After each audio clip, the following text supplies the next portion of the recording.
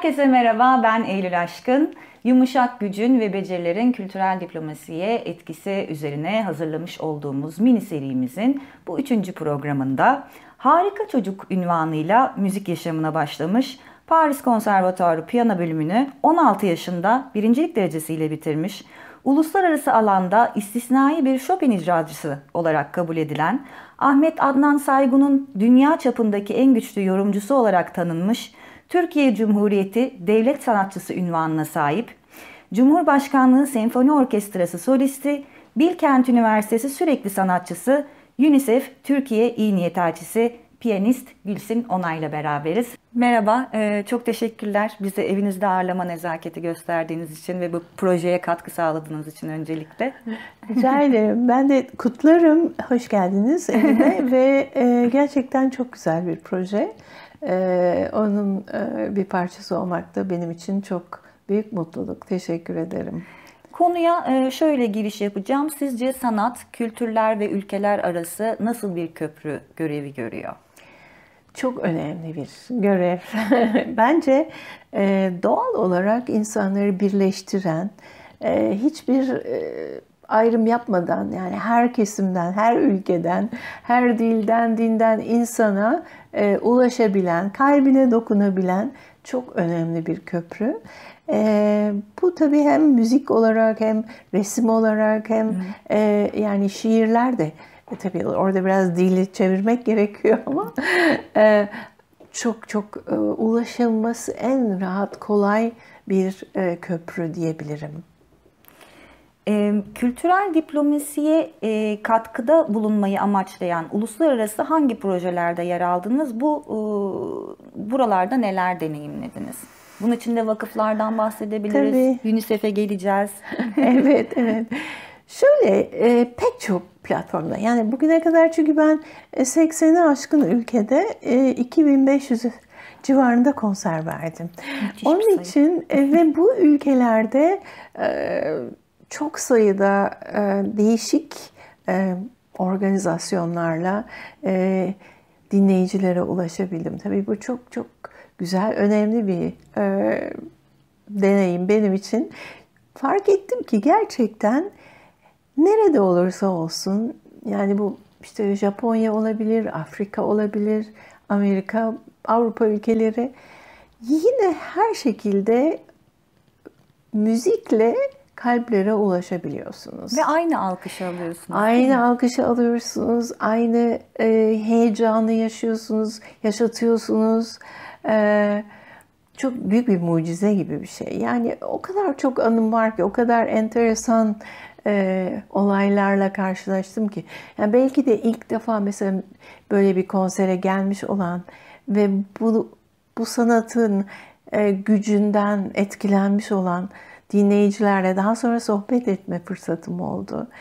Ne kadar etkilenmişler, ne kadar sanki hani yeni bir dünya keşfetmişler gibi bu kadar sıcak ve yakın hissettiler ve hiç dinlemedikleri eserleri keşfettiler. Tabii ben programlarımda, özellikle yurt dışında verdiğim konserlerde Türk besteci, yani Türk bestecilerin eserlerine önem veriyorum, yer vermek muhakkak istiyorum.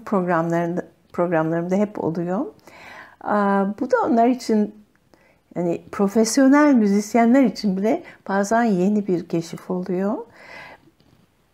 Sonra pek çok ülkede masterclasslar verdim. Pek çok gençlerle çalışma fırsatım oldu.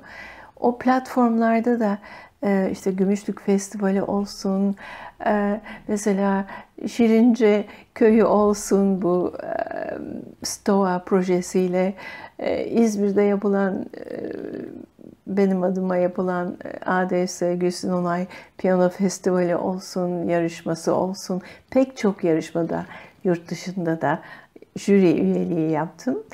Ve burada sanatın, yani müziğin geçtiği yollar ve açtığı yollar hem gençlere hem dinleyicilere çok büyük bir diplomasi aslında, değil mi? Bence büyük tartışmalar olabilir, fakat o sırada bir eser, bir müzik birdenbire her şeyi değiştirebilir.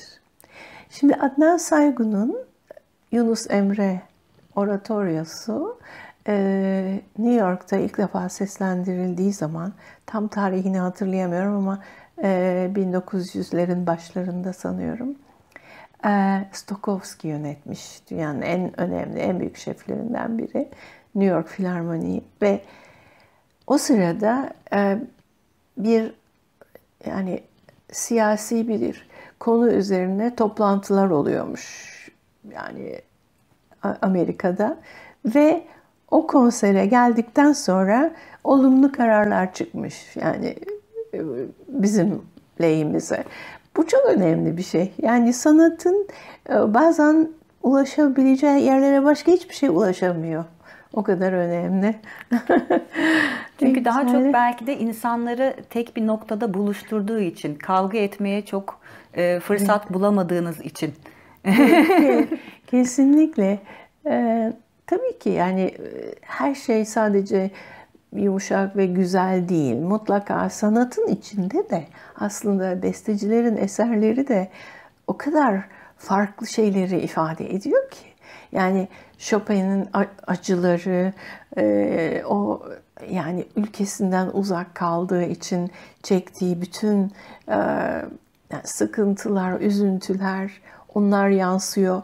Bazen isyan ediyor, yani işte uzak kaldığı için, dönemediği için ülkesine ve bunu bazen işte o polonezlerde, o eserlerde öyle bir coşkuyla dile getiriyor ki yani her şey böyle smooth, yavaş ve şey değil tabii. Yani büyük heyecanlar, büyük coşkular da yaşanıyor aynı zamanda. Ama aynı salonda dinleyince bir birlik hissi oluşturuyor. Ben aslında onun altını çizmek istedim. Evde kendiniz dinlerken yalnız ağlıyorsunuz mesela. Evet. Ama bir salonda onu izlerken ve dinlerken salondaki bütün insanlar sizinle aynı psikolojide buluşuyor. Kesinlikle. Bir ortak bilinç yaratıyor. Evet. İnanılmaz güzel bir şey. Yani onu çok hissedebiliyorum ve çok önemli. Çok benim için gerçekten en büyük mutluluk. Yani yapabildiğim, çalabildiğim sürece de onu yaşamaya devam etmek istiyorum. Barış için Müzik Vakfı ve Barış Çocuk Orkestrası özelinde yaptığınız çalışmalar ve iki kuruluşa da sunduğunuz destek hakkında da bilgi almak isteriz. Sizin gözünüzden bu kuruluşların hem ulusal hem de uluslararası alanda müziğe katkıları neler? Şimdi şöyle diyebilirim, tabii ki çok önemli bir proje, çok önemli bir katkı. Sadece müziğe değil, orada çalan çocuklara, gelişmelerine, müzikal anlamda da çok önemli ama onların yaşamda, hayatta gösterdikleri ilerlemeler beni her zaman şaşırttı ve çok mutlu oldum. Yani her sefer gördüğüm zaman o kadar duygulanıyorum ki nasıl oradan buraya gelmişler. Yani çalışıyoruz, beraber de çalışıyoruz ve onlarla birlikte işte konser heyecanını yaşıyoruz. Birlikte sahnede Mozart'ı, başka eserleri seslendiriyoruz. Fakat o imkanlara kavuştuktan sonra büyük bir aşama gösteriyorlar. Yani birlikte müziği yapabilmek, aynı dili kullanabilmek ve hep beraber yani çok sesli bir eser yaratmak çok çok önemli, çok güzel.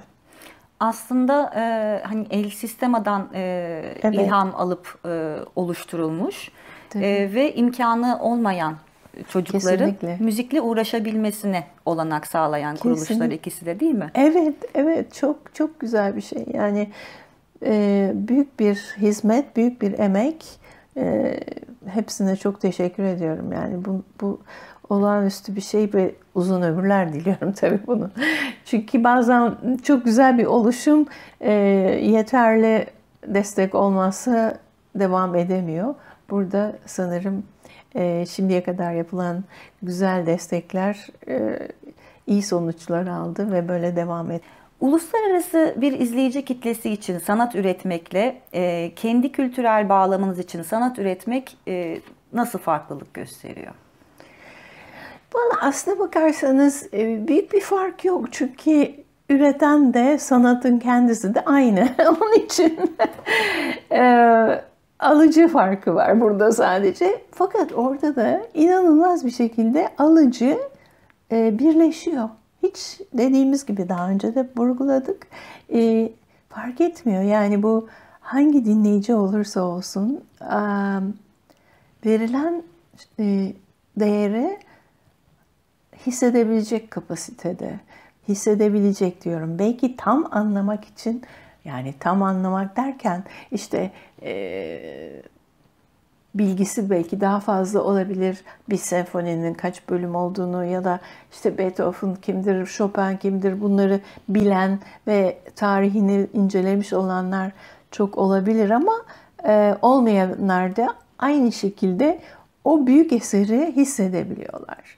Ben mesela belki mimar olarak göz sahibi değilim. Yani gittiğim zaman işte çok muazzam bir eser olduğu zaman, ne bileyim, Notre Dame Katedrali'nin önüne geçtiğim zaman birdenbire yani o kadar etkileniyorum ki, veyahut da işte Ayasofya'ya gittiğim zaman Mimar Sinan, bunların eserlerini gördüğüm zaman muazzam etkileniyorum. Ama belki bir mimar der ki işte Sinan'ın dehası şudur, şu taşı öyle yapmıştır ki o görüntü oradan baktığınız zaman şöyle karşınıza çıkar. İşte bunu başka kimse yapamamıştır. Bu kubbenin şeysi, bu şekli ancak onun dehası. İşte onu anlar ve hepsini izah edebilir.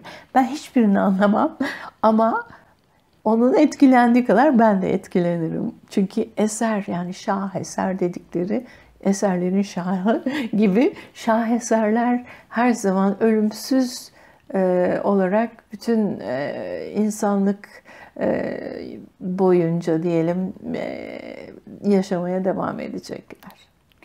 Alıcı farkı var dediniz ya, mesela Türkiye'de özellikle ilgi talep gören ya da Avrupa'da talep gören eserler arasında farklar var mı? Ya da sizin bu konuda gözleminiz ne oldu? Şimdi ben alıcı derken yani o sırada verdiğiniz için mecburen alıyor. Yani gidip arayıp da almıyor. O başka, o başka yine. Şimdi alıcı şöyle iki çeşit var. İlle de dinlemek için giden ve yani onu bilerek orada yaşamak isteyenler farklı. O sırada tesadüfen bir arkadaşının işte hediyesi olarak o biletle girip de ilk defa dinleyenler var. Yani ama farklı isteklerle veyahut da işte taleple ulaşılmak yine değişik bir şey. Ama her ikisi de aynı etkiyi yaşar. Her ikisi de aynı nasıl diyeyim, haz duygusunu paylaşır. Türk, İtalyan, Fransız olması hiç fark etmez. etmiyor. Ama şu o sırada öyle. Ama onu bilmeyenler var. Yani hiçbir zaman arkadaşı da bilet almamışsa hayat boyunca gitmeyecek belki bir konsere veyahut da o müziği nereden duyabilecek? Radyoda belki tesadüfen ama o aynı şey değil tabii. Oradaki gelişmeye, hazırlığa daha çok imkan sağlamak bence önemli bir nokta. Sanatçıların peki diplomasi ve uluslararası ilişkilerde nasıl bir etkisi olabileceğini düşünüyorsunuz? Şimdi orada da bence önemli bir etkisi olabilir. Çünkü farklı kültürlerin, farklı sanatsal yapıların o zamana kadar oradan haberi olmayanlar veyahut da o değişik kültürü hiç tanımamış olanlar için çok büyük önem taşıyor. Bir kere empati kurmasını sağlıyor. Yani karşılıklı anlama çabasını göstermelerine olanak sağlıyor. O bakımdan bence çok önemli. Aslında ilk başta verdiğiniz örneği de belki buraya dahil edebiliriz. New York Senfoni Tabii. Orkestrası'nda çalınan eserlerden sonra hakkımızda olumlu düşünülmesi de Kesinlikle. belki politik açıdan bile kararları etkileyici bir gücü olduğunu söyleyebiliriz. Kesinlikle. Ben de çok fazla bilmediğim kültürleri orada bizzat bulunarak konser vermek üzere gittiğim zaman ülkeleri keşfetmemde çok büyük rolü oldu ve çok farklı bakış açıları kazandım. Şimdi mesela Moğolistan'da konser verdim, Ulan Batur'da. Çok iyi bir orkestraydı. O zaman Rus ekolünün faydaları olmuş demek ki. Müthiş kemancılar vardı ve çok güzel bir konser oldu. Çadırlardan çıkıp konsere geldiler. Yani çünkü orada buz çadırlarında yaşıyorlar. Kışları böyle bir şeyleri var. Çok enteresan bir kültürleri. Kültürel miras dediğimiz şey sizce içinde yaşadığımız toplumla mı aldığımız eğitimle mi daha çok bağlantılı?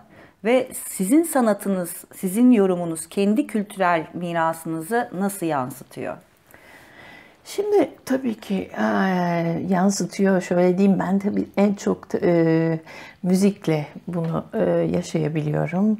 Müziğimizin ama köklerinden gelen, Anadolu'dan gelen bir tipik şeyi var, rengi var, ritmi var, gücü var ve bunları en çok hani klasik müzikte dile getirip besteleriyle ifade eden Ahmet Adnan Saygun ve Ulvi Cemal Erkin, işte Türk beşleri. Onların müziğine bence yaklaşıp dinleyince bizim kültürel mirasımızı daha iyi anlıyorlar yurt dışında da.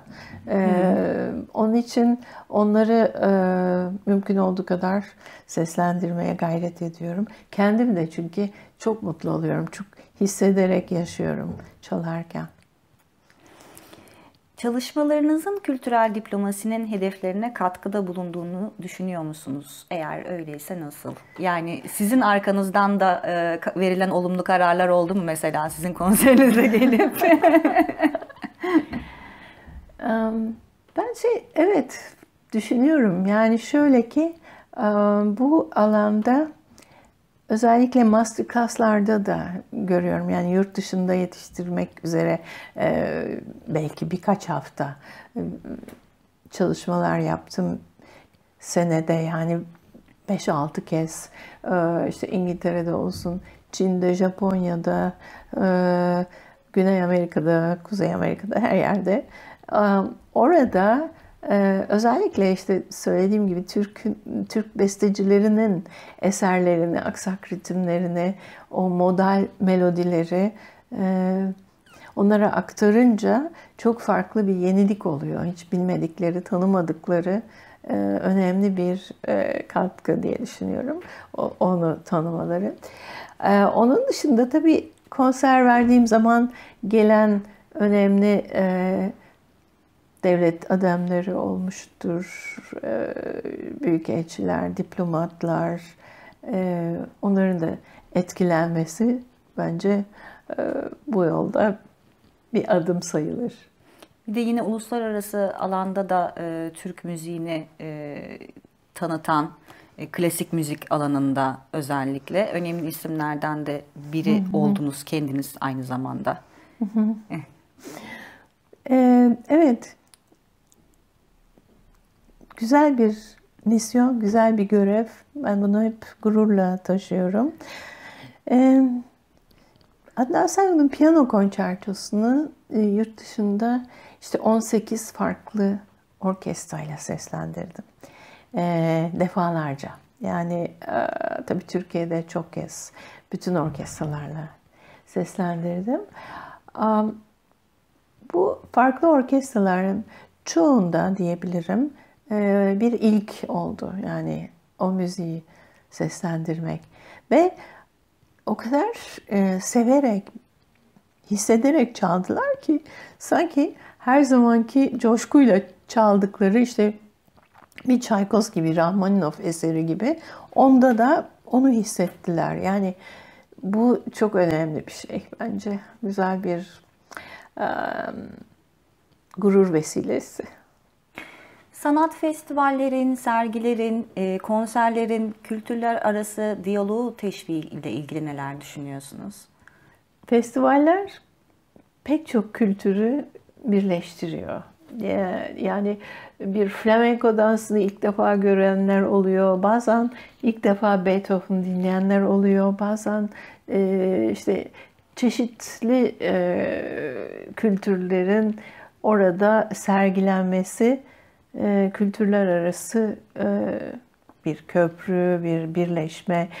Yani o kadar değişik anılar var ki benim de mesela katıldığım festivallerde pek çok festivale katıldım. Hem Türkiye'de hem dünya çapında. Orada benden sonraki belki hiçbir zaman dinleyemeyeceğim çok farklı konserler de dinleyici olarak katıldım.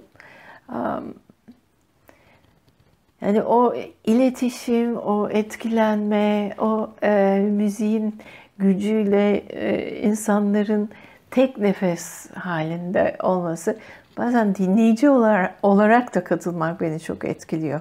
Hep sahnede olmak değil ama koltuklardan bakınca da sahnedeki değişik programları o kadar severek izledim ki belki de yani yaşantınızda işte her tür sıkıntıyı, her tür yani zorluğu o 1 saat, 1,5 saat içinde minicik nüanslar ve ifadeler sizi bambaşka bir dünyaya götürüyor. Oradan tamamen koparıyor ve bir yolculuk gibi orada kendinizi farklı diyarlarda buluyorsunuz. Özellikle festivaller kapsamında Evet. bilinenin dışında bilinmeyenleri de keşfetmemize imkan sağladığını düşünüyorum. Çünkü genelde bir Kesinlikle. ana sahne oluyor. Ünlü, Evet. isim yapmış, kariyerinde belli bir noktaya gelmiş kişileri dinlediğimiz. Klasik müzikte de aynı, pop müzikte de aynı. Evet. Hani genel konsept bir ana sahne ya da ana performans oluyor. Bir de daha gençlere, o alana yeni girmiş, profesyonel hayatına yeni başlamış kişilere yer verilen ayrı bir alan oluyor. Orada da şu ülkeden Evet. şöyle bir işte müzisyen varmış, ressam varmış deyip etkilenebiliyoruz. Belki tanıtım Tabii. için de önemli olduğunu söyleyebiliriz. Kesinlikle. Çok. Ve ön yargıları da tamamen siliyor. Yani ülkeler hakkında, işte müziklerin türleri hakkında, işte ben hiçbir zaman bunu dinlemem, böyle bir şey tarzı sevmem diyenler için de birdenbire, bu da güzelmiş aslında deyip bir daha o konuyu da yani böyle itmemek üzere gerçekten çok farklı şeyler doğurabiliyor. Yeni alanlar çıkarabiliyor karşınıza. 2003 yılından beri UNICEF Türkiye İyi Niyet Elçisisiniz. Bu alanda yaptığınız çalışmalardan da kısaca bahseder misiniz bize? Tabii. Ne güzel ki diyorum sanatımla yardımcı olabilmek. Yani elimdeki şeyi bu hizmet için kullanabilmek. Yani pek çok konserim oldu. Farklı ülkelerdeki işte felaketlerin biraz olsun böyle tuzu katabilmek. Yani oradaki yardımlara katkıda bulunabilmek için elinizdeki sanatı sergilemek kadar güzel bir şey yok diye düşünüyorum. Gerçekten o konuda beni çok mutlu etti, tatmin oldum ama dilerim ki daha çok yapılabilsin. Aslına bakarsanız yetmiyor. Yani her yerde ayrı bir ihtiyaç var. Özellikle çocukların tabii. Bütün dünyadaki sıkıntıların en büyük kurbanları maalesef çocuklar oluyor. Onlara her tür desteği vermek lazım. Elimizden geldiği kadar. Ben de müzikle yapabiliyorum bunu.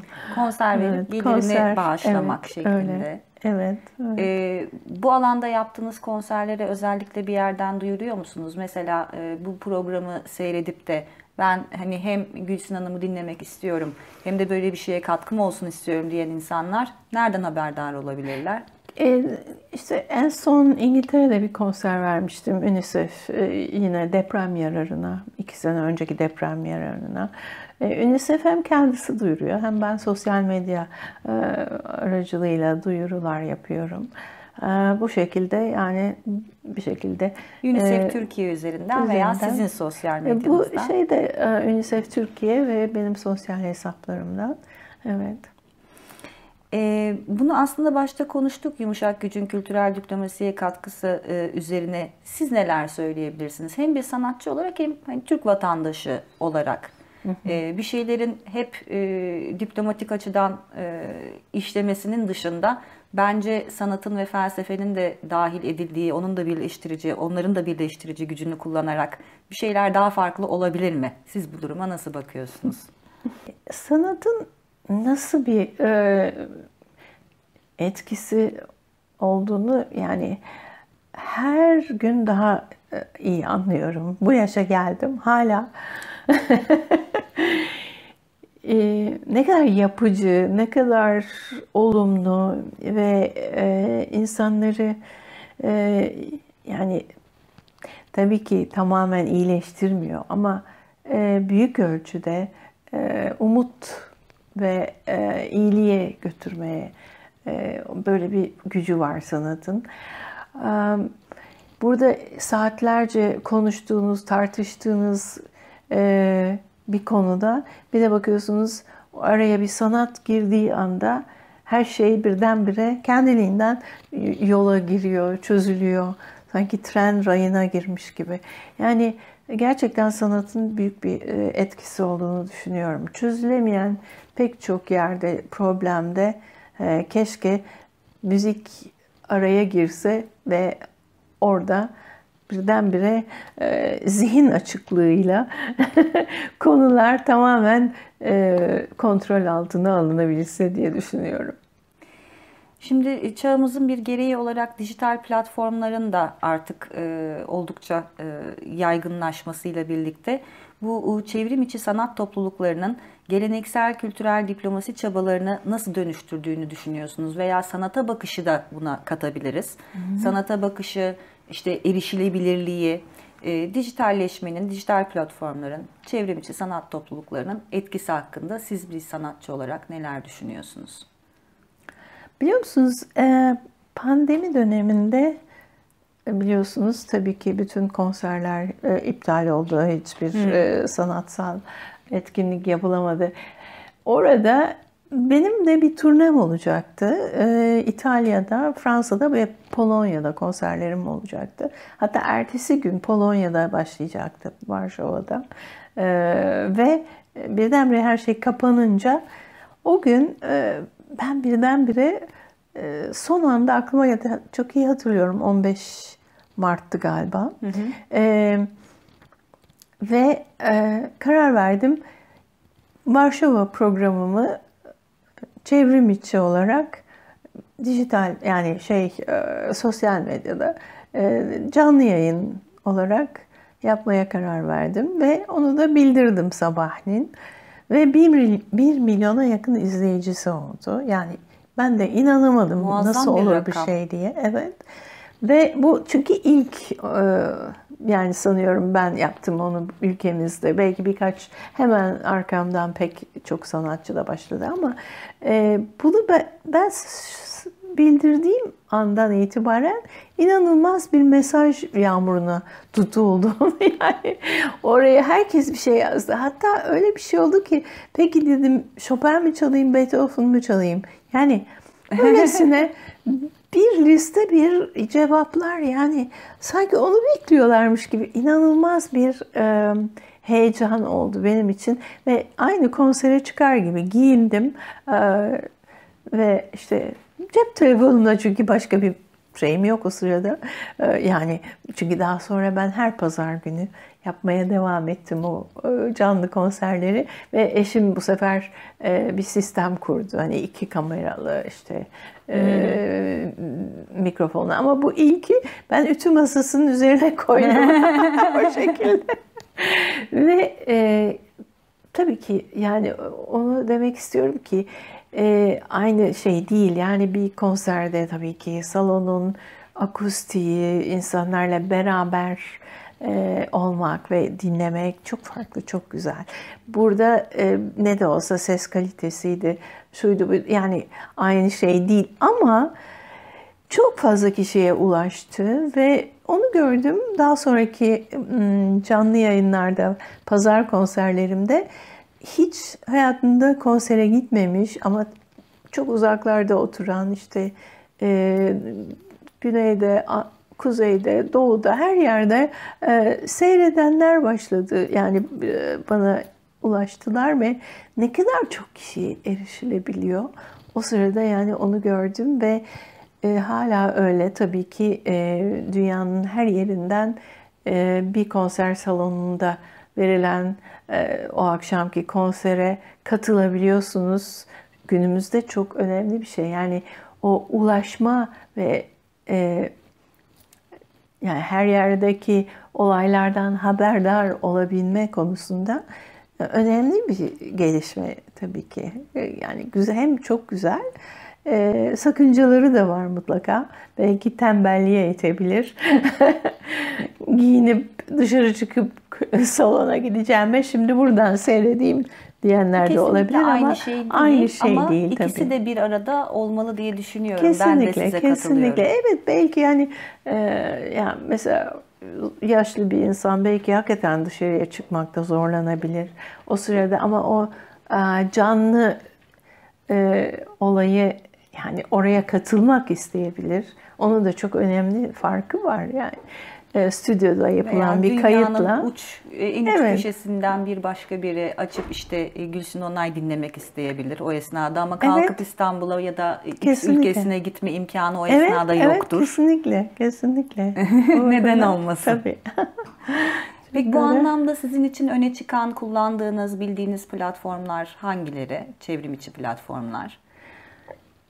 İşte Instagram herhalde biri. Instagram, Twitter, Facebook'ta da oluyor. Yani bunların, platformların güzel imkanları var. Tabii YouTube'da pek çok orkestranın kanalı var ve mesela Berlin Filarmoni YouTube'dan konserini canlı veriyor. Yani canlı vermese de birkaç hafta sonra da veriyor. Yani ulaşmak kolay oldu çok. Türk müziğinin, Türkiye'deki müzik dinleyicisinin gelişimini, şu anki özellikle 2000'lerden sonraki süreçteki gidişatını bir müzisyen olarak, dinleyici olarak nasıl değerlendiriyorsunuz? Ve hani önümüzdeki yıllarda bizi bu alanda nelerin beklediğini düşünüyorsunuz? Umut dolu musunuz yarınla alakalı? Şimdi zaten benim karakterim icabı hep umut doluyumdur. O başka bir şey. Ama gerçekten umut dolu olmak için de pek çok sebep var. Bir taraftan yapılmışların çok değerli şeyler olduğunu düşünüyorum. Yani bugüne kadar işte Cumhuriyet döneminden itibaren o Atatürk'ün kurmuş olduğu pek çok yapmış olduğu reformlar, işte kurulan sistemler, okullar, müzik alanında yapılan reformlar çok çok önemli. O kadar sağlam bir şeyin üzerine oturtmuş ki ondan sonra gerçekten o böyle sürekli meyveler veren bir ağaç haline gelmiş. Kökleri çok sağlam ve bu çoğalarak devam ediyor. Son yıllarda inanılmaz bir genç kuşağın başarı fırtınasına tutuluyoruz diyebilirim. Oradan ödül haberleri, buradan işte konser haberleri, yani bütün alanlarda, işte müzikten bahsediyorum. Keman, piyano, bestecilik, şeflik, yani inanılmaz güzel şeyler yapanlar var. Fakat yapılması gereken şeyler de gitgide artıyor. Onlara çalışma alanı bulmak, onlara sergileyebilecekleri fırsatlar yaratmak, bir taraftan da bunları da çoğaltmak gerekiyor. Dolayısıyla yani yapılacak çok şey var ama yapılanlar da gerçekten çok olumlu diye düşünüyorum. Dinleyicilerin ilgisi de çoğalıyor giderek. Onu da çok sevinerek. Onda acaba pandeminin etkisi oldu mu? Bir pandemiden Yani, sonra tiyatroya, O konserlere... da var, sanki var, evet, ama ondan önce de başlamıştı, pandemiden önce de. Yani bizdeki dinleyici bir kere genç bir dinleyici. Yurt dışında bakıyorsunuz hep beyaz saçlı dinleyiciler. Yani klasik müziği sevenler hep böyle 40-50 yaşlarından sonra bu müziğe daha çok ilgi duyuyorlar. Bizde çok genç bir dinleyici de var aynı zamanda. Yani bu da çok sevindirici. Salonlar hep dolup taşıyor. Yani biletler hemen tükeniyor. Bunlar çok sevindirici şeyler diye düşünüyorum. Daha çok yayılsın, daha çok bölgemizde varlığını sürdürsün ve çoğalarak devam etsin. Barış Çocuk Orkestrası gibi vakıfların devamlılığı mümkün olduğunca sağlansın. Evet. Hem dinleyiciler tarafından hem de belki teşvik edilebilir gençler ya da bu konuda yetenekli gençlerin eğitim alabilmesi için, çeşitli yurt içi yurt dışı yarışmalara katılabilmesi için devlet desteği veya işte bu desteği sağlayabilecek vakıflara dinleyicilerin, vatandaşların desteği bu konuda önemli olacaktır diyorum. Çok teşekkür ediyorum bizi ağırladığınız için. Ben çok teşekkür ederim. Sıcakkanlı, güler yüzlü bir insansınız. Çok keyifli bir sohbetti. Şahsen tanıştığıma da çok mutlu oldum. Ben de aynı şekilde çok teşekkür ederim. Her zaman beklerim. Çok teşekkürler. Efendim bugün Yumuşak Gücün kültürel diplomasiye katkısı üzerine çekimlerini gerçekleştirdiğimiz mini serimizin 3. programında piyanist Gülsin Onay'la beraberdik. Kendisinin evindeydik. Bizi izlediğiniz için teşekkür ederiz. Bir sonraki programımızda görüşmek üzere.